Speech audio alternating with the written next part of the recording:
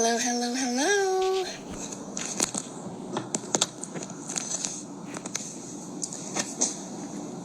Just waiting for our guest. Ooh. There we are. Waiting for... Is that Flying Rabbit? Why is there a J in Flying Rabbit? I think maybe that's my first question for this interview. Why is his Instagram named the way it is? Hi, friends. I hope everyone is safe and happy for, coping with this interesting time that we're in right now. Hello. Hello. I don't really know how you say Andy's Instagram name. FLYJNG.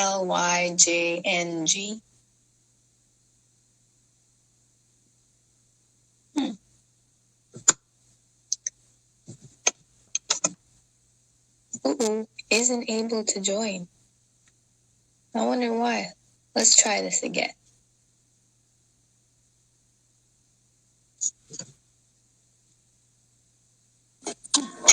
Can you see me? Yeah. It happened. Yes. Great. I'm actually asking why your Instagram name is the name Flying that Rabbit? it is. Yeah. So my last name is Hasenpflug, and that doesn't actually mean flying rabbit because it means rabbit plow, but it's probably a misspelling of a name that means hates to plow. But Hasen is rabbit and Flug is flying, but PFLUG is not flying. Oh, and why is there a J instead of an I in flying? Oh, I think that's because I was drunk when I made it. I don't know. I love that.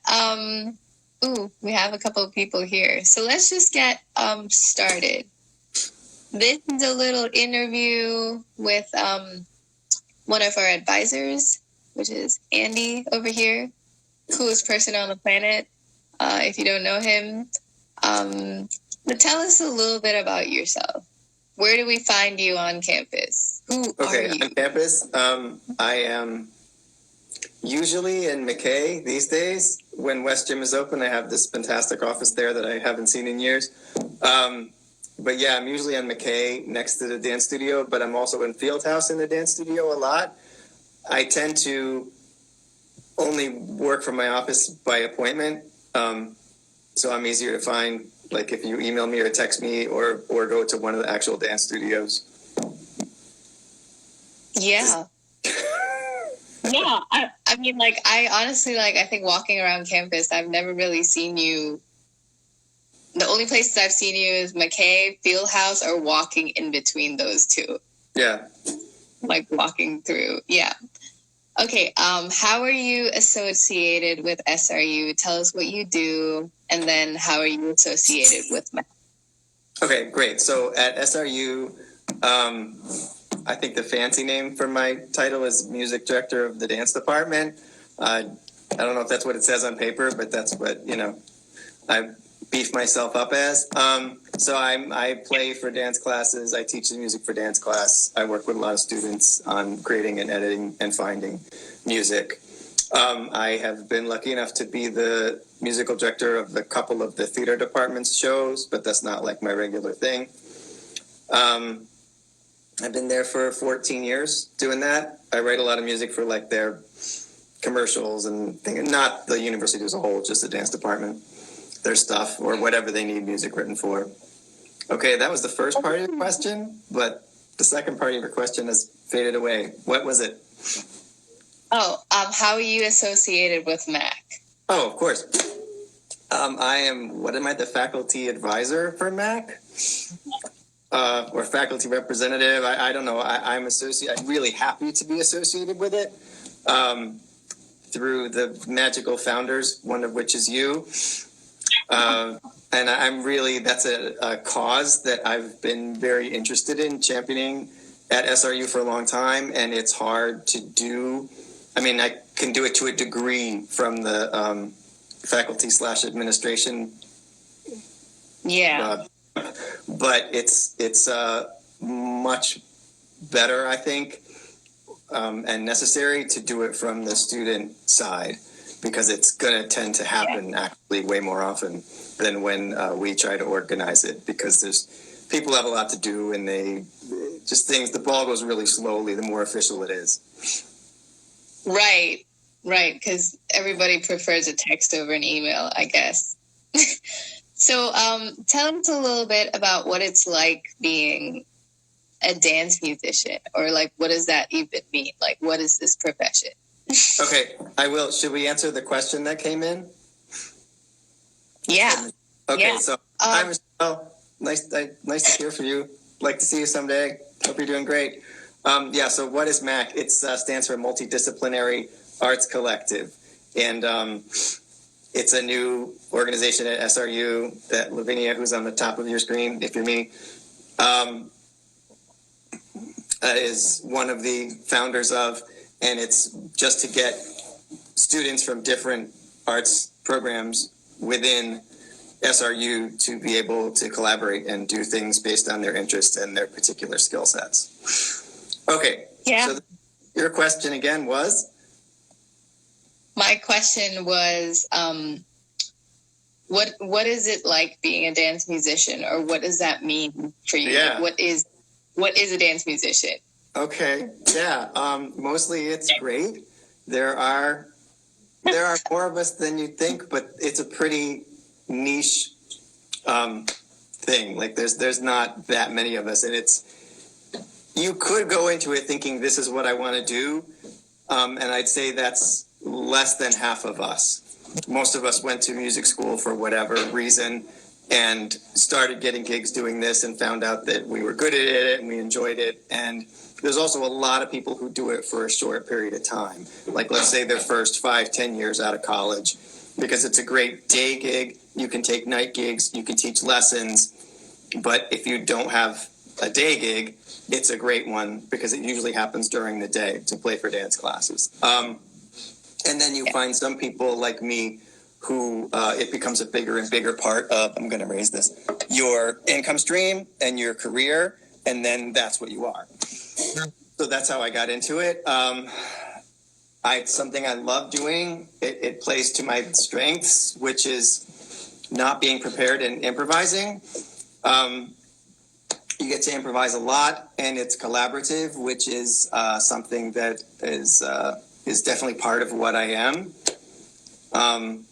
It works for me to go into a situation and have somebody be there like, okay, here's this thing, work with that thing, go. That's very satisfying to me. So you show up to play dance classes, to be a dance musician. There's also the composing side of it. But to play classes, you show up usually, depending on the technique, like if it's Graham or Horton or Cunningham or ballet, you're supposed to know a fair amount of background on that style and how the exercises usually go, stuff like that. And then in many other techniques, you're not. You're just supposed to show up and watch it and be like, what I think is good for that would be this and whatever. So really, you're improvising a lot. There's some counting, a lot of watching. I think that most people in my field spend a lot of time learning how to watch, learning how to see dance. Dancers take for granted that everybody in the room kind of sees the same thing or understands what they're looking at from a dance standpoint, from a physical standpoint, and that's not true at all. It takes a long time to see things hundreds of times and have them explained to you many, many times before you actually see, that combination has this kind of energy, or is working this muscle group, or the exercises always go in this order, or things like that. There's a lot of stuff that dance people think that you don't, that you learn by doing. Right. Going off that, so what is like your like top advice for dancers working with musicians, the do's and don'ts. Oh my God, I have a document of that. Yeah. I know you. Be clear, subdivide, meaning like if you're going to go, you're teaching an exercise that's in 7, like if you subdivide the count like 1 and 2 and 3 and 4, 5, 6, 7, or 1 tita, 2 tita, 3 tita, 4 tita, or whatever. So not just the pulse, because in dance, not always, but usually the pulses are pretty far apart. So if you're just like 5, 6, 7, 8, there's a lot of missing information in there from a rhythmic standpoint. Another thing to do, so subdividing is when you break down the beat into the mini pulse, if you want to call it that. Like 1 and a 2 and a 3 and a 4 and a. Another thing is demonstrate in real time. A lot of exercises are long, so you're not going to demonstrate the whole thing in real time. But if you demonstrate maybe once through or a chunk of it in real time, that affects everything about not only what the musician is going to do, but from in my opinion, that affects what everybody's going to do, because it's the same movement sequence or the same song for that matter at a different speed is a different piece of art. So if you're saying, okay, you're going to do this, then you're going to do this, then you're going to do this, then you're going to do this, but you're not demonstrating it in real time, I don't believe that anybody really knows what that feels like. They don't know what it feels like physically, but they don't know what it feels like as a piece of art. They don't know the emotional content of it or what's going to be appropriate or a good way to deliver that in an artistic way. Because in a class, almost everything, maybe not if you're doing push-ups, but almost everything else, even if it's technique, even if it's, we're just going to do the same thing we did the last 3 weeks. It's always art. It always should be expressive from the beginning to the end. You're not just doing physical things in order, or in my opinion, you shouldn't be. That's going to the gym, right?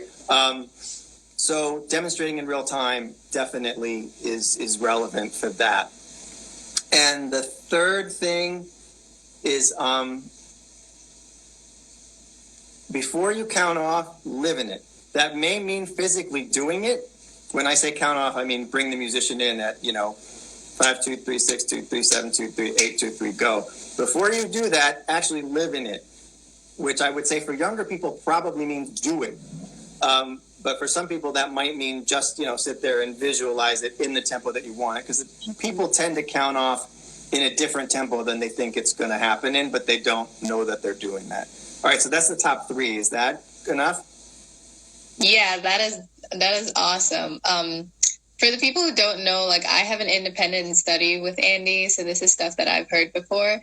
And I've watched a lot of classes, and it's made me realize like how everything you're saying just makes so much sense. And that's just really cool. Okay, so we also know that the dance department has some music students that play for classes. What would you say to the people who might be interested in something like that, or, Sure. I would be the person to contact. If you're in the music department, you could go through that department too, but they'll contact me. But it's never bad to have people on both sides working for you, especially because they're going to be, like the music faculty would then maybe be a little more willing to work with your schedule or cut you a break here or there. So yeah, contact me. I'm andrew.hasenpflug@sru.edu, or find me at any dance thing, or look me up. I'm easy to find. And then the second thing, and this is to say this in the nicest way, is to start to sit in and watch what I do. Anybody could do that. I'm into that anytime. That's fine. To start playing them yourself, you really have to be at a certain proficiency. So you may be at that proficiency as a freshman, or you may be at it as a senior. I just mean if you are comfortable going into some other kind of gig, like a music theater gig or a jazz gig or a rock gig or an orchestral gig or whatever, like if you're at that level, that's professional or pre-professional, whatever they call it, but you can really play. You're not still learning the basics of having good time, being able to count. having facility on your instrument. Those kind of things, you need to get a handle on those before you can come and play classes with me, because I can't teach you that stuff at the same time. I can sort of teach. I don't know. It's mostly just like we're doing it together and I'm throwing advice around. Someone who doesn't know how to play dance classes, how to play dance classes. But I can't, in the dance class context, teach somebody how to be a good musician, or how to not rush, or how to, play a scale, or that kind of thing. And so we've, in my tenure here, we've had both. We've had some people like Chase and Liz, who were, Chase Ehrman, Liz Ambrose, who are working with us right now. Yay! Who are great, and they show up and they can play, and it's just a matter of saying things like, okay, this is pliés, which means blah, blah, blah, blah, blah, and then they just nail it. And I've had people also come in who really couldn't play, and then it was a situation of, okay, you can watch, and I'm sorry to put it to you this way, but you need to work on some basic skills before, because something I like to say at my summer job to the apprentices there is that for the musician, it's a performance. It's a professional job. Like, if I'm playing a dance class and there's 25 people in the class, well, they're taking class. They're allowed to make mistakes. And I also make mistakes, but that's not okay. Like it's a professional gig like any other professional gig. So you have to hopefully make fewer mistakes than the people you're working for. Okay, I said a lot. Yeah, no, that's great. Just a quick note, to the musicians who see this video, if you're interested in connecting to the people who are currently paying for the department, which is Chase and Liz, are they the only two at the moment? Am I missing anyone? No, that's who it is. Yes, correct. Sorry, I didn't understand. If you ever want to connect to them and ask them about their experience, Mac will be happy to do that as well, and I'm sure they're willing to share. Let's just look at Naomi's question. She said, how do you think these specific concepts for music and dance relationship apply to other disciplines and collaborative work? And on a student level. Should have a comment. Yeah. So, wow, how do I think that the music-dance relationship concepts, collaborative ideas work between other art forms, and how does that also apply on a student level? I think they're largely the same thing. I think that a lot of arts, certainly music and dance, because that's what I teach, are largely the same thing. A lot of the same concepts you can just transfer from one to the other. So if you're looking at a painting, and you can look at all the compositional elements of a painting, the way that you could do that with choreography, the way that you could do that with theater, the way that you could do that with music. And it's not like they're exactly the same thing, but there are so many concepts that are the same and ways of conceiving of artistic things that are the same between different disciplines, that a lot of it is opening up the door in your brain just to allow the information from one discipline to flow into that analytical machine that you already have for the other discipline. But in terms of the collaboration aspect between people, I think that's fairly individual. My way of looking at it is that there are almost no decisions. The ball gets rolling, and maybe somebody started that decision, or maybe somebody had the basic idea of, wow, I'm really into whales, whatever. And once the ball is rolling, all the decisions for what I think is good collaborators, they're based on what already is happening. And not being selfish, which is really hard as an artist.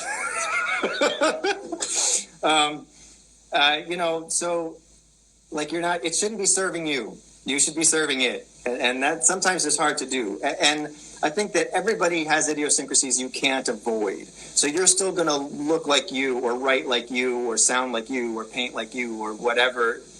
I'm sure I'm missing some discipline, and I apologize. You're still going to have your idiosyncrasies. You can't avoid it. So you don't really need so much to influence, make it, this is my voice. I want to put me in there more, and it should be more about what I'm saying. Don't worry about that. So yeah, I really feel like most of collaboration is and improvisation actually is reacting to what's already there. And there are, I guess, something else that's kind of different about collaborating, and I think this is professional or student. I don't think there's a difference. Is in many situations, almost all, there is some level of power structure or power sharing, and in my dream collaborations, it's 50-50, but many times it's not, and that's not necessarily bad. There are people I think who have a problem, swallowing that, and that doesn't make them bad either, but it's a reality. So if somebody comes into you and they're like, hey, I've got this project, here's the concept for the project, here's when it's going down, here's how long it's going to be, I think you'd be really great for that. Could you do something kind of like this? That person is already at this point in the power structure, and the person they're approaching is already there. Now, that may do this. It depends how comfortable they feel with that, or who really wants it to be. Well, this is my piece, that kind of thing. So that exists a lot in collaboration, even though it's not really part of the definition or what I'd like collaboration to be. And I don't, to kind of reiterate, I don't know if I see any difference in student or professional stuff. There are differences, but it's mostly about who knows what already, Like you might get into a situation thinking it's going to work like this, and it totally doesn't work like that. And the more experience you have, the less that happens, the less surprised you get by that. But otherwise, I don't really see that much of a difference between the two things. And I don't see that much of a difference, honestly, in the product either. I see professional products or experienced products that are and I see student work that's amazing. I don't, they just label it that because you're paying us. And Andy really means that when he says that, because every time I'm working with Andy, he'll say, this is what I would do, but it doesn't mean that you have to do that. He would show you what he would do, but he would be like, you don't have to agree with me. And I think that is awesome. And I also think that comment that you made about it shouldn't be serving you should be serving it, like that should be pinned in the comments here. That is the quote of the day. That's awesome. It definitely is. Thank you for that question. So tell us a little bit about your experience with collaboration, whether stuff you've done at SRU or outside SRU. Sure. Okay, that's a lot. So I've been in the music. I've done like a couple of films, and I've done some things with visual art as well. And I've done joint compositions with other people as well. And all of that's great. I would say most of my collaborative career has been in dance. Not necessarily a lot of my music career overall has been in dance, but a lot of it hasn't. I've done a lot of pit work. I've done a lot of rock, jazz gigs. I was in the Air Force Band for a while. But a lot of it has been with dance. And in that position for the musician, most of the time, especially in contemporary dance, as I sort of alluded to before, it's the choreographer approaching the musician. I have approached dancers about doing this project, maybe 10 times, and I think I've worked for someone else 100 million times. So that happens a lot, and then it's the level of collaboration is really, again, determined a lot by sort of that person's idea of the power sharing. One collaboration I really, really loved was with Kristen Hapke, where she was making a group work, and she and I got together, and basically nobody said no to anything. So this is not with the group that she's making group work. It's just her and I working together, improvising, trying out ideas. Anything was okay. No idea was bad. And after we did that a bunch of times and recorded and filmed a lot of stuff, really ideas came out like, oh, this one was really successful. And then everybody feels really great about the ownership of that idea, And then after, 5 or 6 rehearsals like that, she took that material that we had made, and so did I, and she went and made that on her group dancers, and I took that material and I made it into. I actually ended up playing that one live, so I just kind of worked with the material, and then when the group dance was done, I came in and played like the last 2 rehearsals, and then we did the gig. But that concept of going in blank and saying, I often think of it, my favorite way of collaboration, as a Venn diagram, where, you know, like this circle is everything that I am and I bring, and this circle is everything that you are and you bring, and that convex thing in the middle is where we overlap. And then let's say you take the best 10% of that convex thing, you know, so you just throw all your shit together, and then the things that are the very best, that's something that is wonderful for everybody, and it's also something that could only be made with that particular collaboration. You know, you could call me up and you could say, you know, can you play a blues beat on this? And I could do that. And yes, there's some of me in that, but it's a lot of something that could be done by somebody else who's good also. But in that style of collaboration that I just described, that thing that you're going to make could only exist with those two people, like the piece that Love just made with Chase this semester, which you may or may never see. I don't know, but I hope you do. Does that answer your question? Yeah, I remember the first time we met for that collaboration, and you drew that Venn diagram. Oh. Like I exactly the first meeting we had, you drew that Venn diagram, and you explained it to me and Chase. This is what we're looking for. And then you said, "Well, you can agree with me or not, as you always do." Well, why don't you share with us a little bit about 60 by 60? Because I feel like 60 by 60 already has that collaborative aspect to it. There's theater, there's art, there's, you know. Yeah, sure. So 60 by 60 is not my idea. There's a guy named Rob Voisey, and he runs a New York organization called Vox Novas. And they, as far as I know, were the first people. They started running these competitions for 60-second pieces of music. And they would get like thousands of submissions, and they'd choose the winners, and they'd organize that into a 1-hour back-to-back piece of 60 smaller pieces. And then I wasn't the first person to do this, but fairly early on, I got on board with, hey, why don't we take one of those mixes and use it in the dance department to make a 60-minute show of 61-minute pieces. And it started out just being dance and video, and that happened for several years. And then gradually we opened it up to visual art, you know, ways that are other than video. The video always came from the art department. And then even opened it up to theater, which I think is, I'm so happy that they're doing that, and their creative idea of making silent, silent theatrical pieces that have a plot or raison d'etre as a 1-minute thing to go along with this music. So now we've had, and last year was the first time we had the music department in it as well. That took a long time because I'm kind of breaking the Vox Novas's rules, which I really don't want to do. I want them to be on board with what we're doing, especially since they own the original music mixes and the idea of 60 by 60. But last year we made one using a music mix that they didn't make. So I was able to put silence in it, which I thought was cool, or we were able to put performances from the music department in it as well.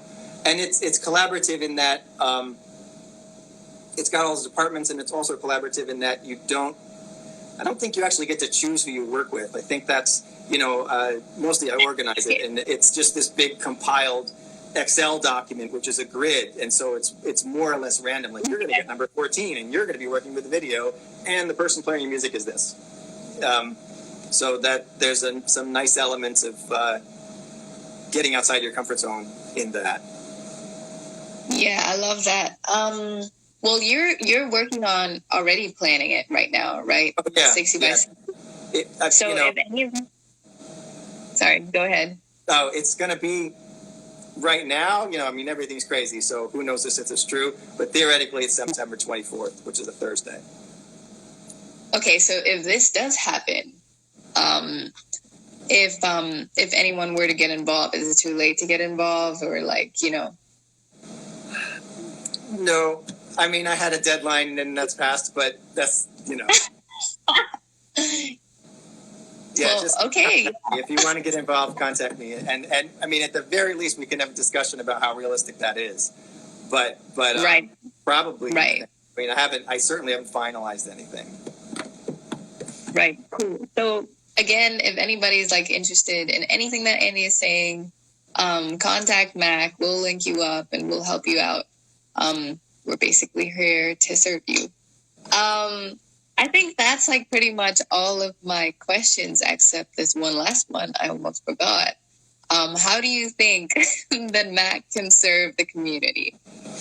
Oh, yeah. So we touched on that a bit at the beginning. I think that Mac is like the best idea to come out of SRU.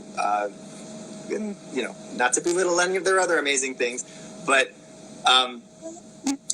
the faculty working in the different departments trying to make collaborations happen. That does happen. It is successful sometimes, but again, it's a big, slow machine, and it's not being run by the people who are doing it.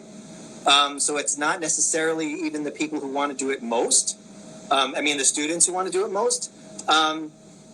You know, like if I wanted something from the music department, I would write a music department faculty member, and they would recommend somebody, and maybe that kid's not even free at that time.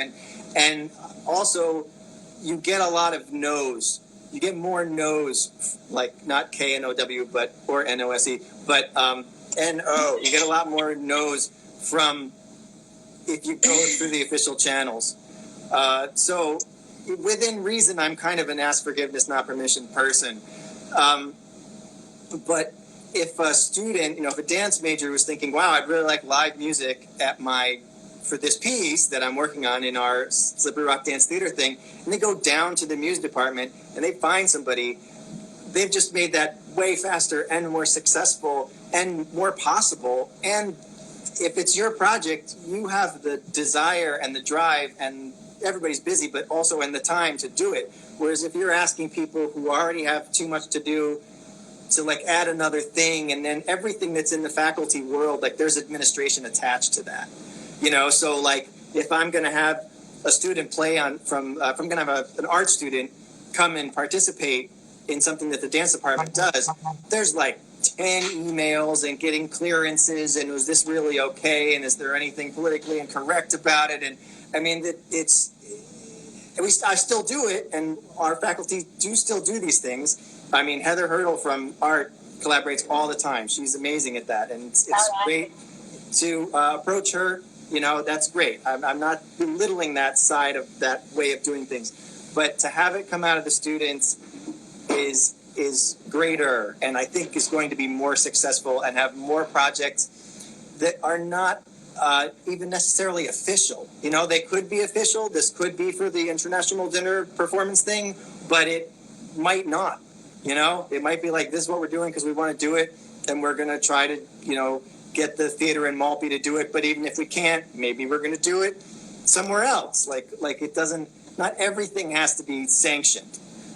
So I think that having it driven by the students via what Mac is doing, which for people who are on this that don't know, obviously they're championing collaboration between the arts in many ways, but one of the things is making a database that students can get in on, and what skills they want to share and how they're going to contact each other, and that's a stroke of genius. So I definitely think Mac is just a superlative idea and something our campus needs for sure. I know Naomi's crying right now as she watches this. Love making people cry. Okay, so I think like that's about it with the talking. Great. I may not have pressured you into showing us something like some of your beautiful art. So okay. Do not know if it's beautiful. Yes. All right, so this is my basement, in case you didn't figure it out. And the reason why I'm broadcasting from my basement and not my, you know, fancy salon or whatever, is because I wanted to show you a bit about what I do when I play, I guess mostly for class. I kind of built a class setup here. I am playing some classes live right now via Zoom, although Zoom is not an audio-friendly platform. We're making it happen. This is going to sound either because it's just, like I have an amplifier here. In my room it sounds fine, but through the phone, like,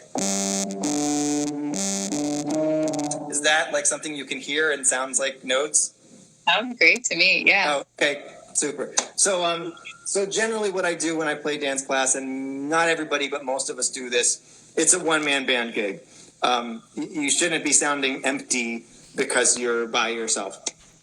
So, there we go. There's my computer, and there's a keyboard, and here's, I don't know, there's a cymbal, and that's my arm. There's an arm.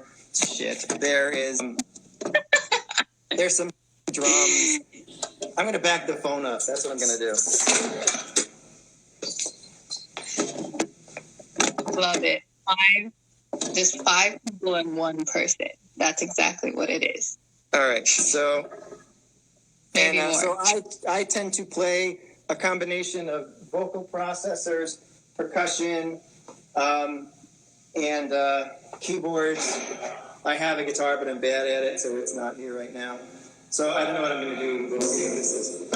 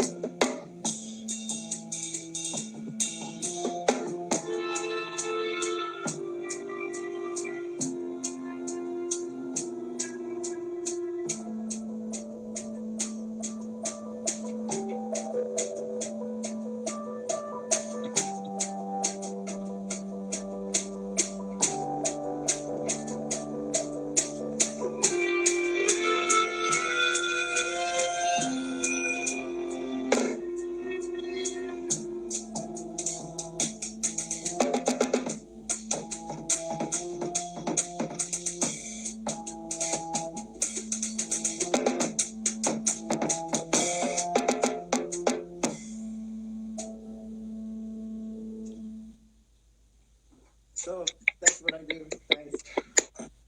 That's what playing dance classes is kind of like.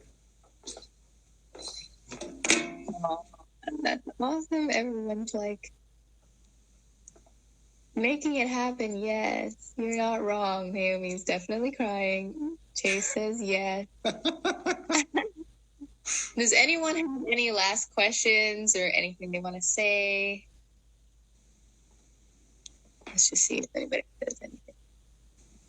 Oh, thank you. Thank you, Andy. Wow, I miss hearing Andy's music in class. I do too.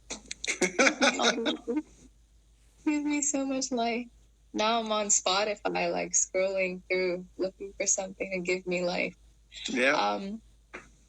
Naomi says, so many questions, so little time. That's true. Well, we're always, Andy's really, really approachable. I'm not going to say that you can hit him up anytime because that's not for me to say.